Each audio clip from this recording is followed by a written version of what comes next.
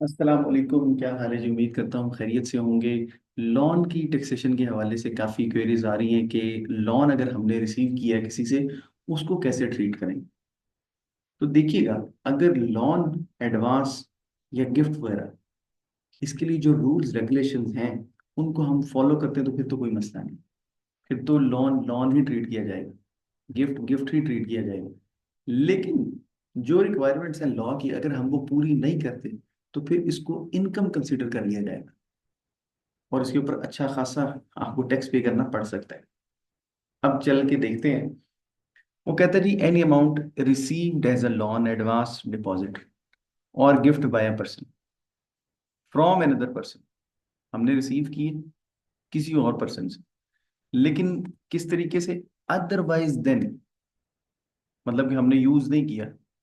Bye a cross check और through banking channel from a person holding a national taxation number shall be treated as income chargeable to tax under the head income from other sources। कोई समझ नहीं है, कोई मसला नहीं, क्योंकि law की लैंग्वेज ही ऐसी है। वो कह रहा है कि अगर आपने किसी ऐसे बंदे से अमाउंट रिसीव किया है ना, जो एनटीएन होल्डर है, तो फिर खाली बैंकिंग चैनल काफी है। लेकिन अगर आपने किसी ऐसे ट्रांसफर से ये अमाउंट रिसीव की है जो कि एनटीएन होल्डर नहीं है, यानी कि एफपीआर में रजिस्टर्ड नहीं है, तो फिर ये अमाउंट रिसीव करनी है थ्रू क्रॉस चेक। सिर्फ एक ही ऑप्शन है। बैंकिंग चैनल में तो बहुत से ऑप्शंस आ जाते हैं। गूगल बाबा से पूछते हैं जी, बैंकिंग चैनल में कौन कौन से ऑप्शंस हैं। एटीएम है, mobile banking, internet banking, branchless banking, बहुत से ऑप्शंस आ गए। ये कब है? कि अगर आपका ट्रांसफरर, ये जरा देखिएगा, एक छोटी सी समरी भी मौजूद है, उसको भी देख लेते हैं। ट्रांसफर या सेंटर जो भी आप कह लें, अगर वो एनटीएन होल्डर है तो थ्रू बैंकिंग चैनल वो ट्रांसफर कर सकते हैं, एटीएम से ट्रांसफर कर दे, वो जो मोबाइल ऐप होती है बैंक की उसके थ्रू ट्रांसफर कर दे, कोई मसला नहीं। लेकिन अगर वो एंटीएन होल्डर नहीं है, मसला फिर है।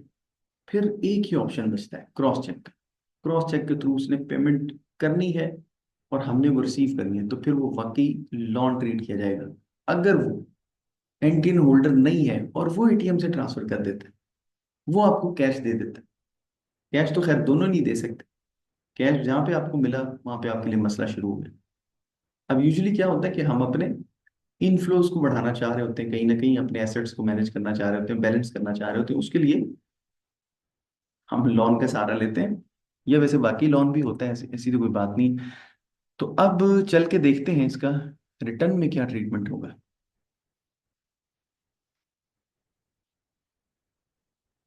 ये वेल्थ खुल गई है, हम पहले रिटर्न में जाके देखते हैं, फिर इस पे बात मजीद करेंगे वेल्थ की भी। ये देखिएगा, मैंने एक अमाउंट ली थी आपका वक्त बचाने के लिए। 12 लाख रुपए मैंने यहाँ पे लिखे अदर सोर्स में। हम आए लोन, एडवांस डिपॉजिट और gift received in cash. 12 lakh रुपए हमने रिसीव किए, उसको हमने कैलकुलेट किया, कंप्यूटेशंस पे हम पहुंचे।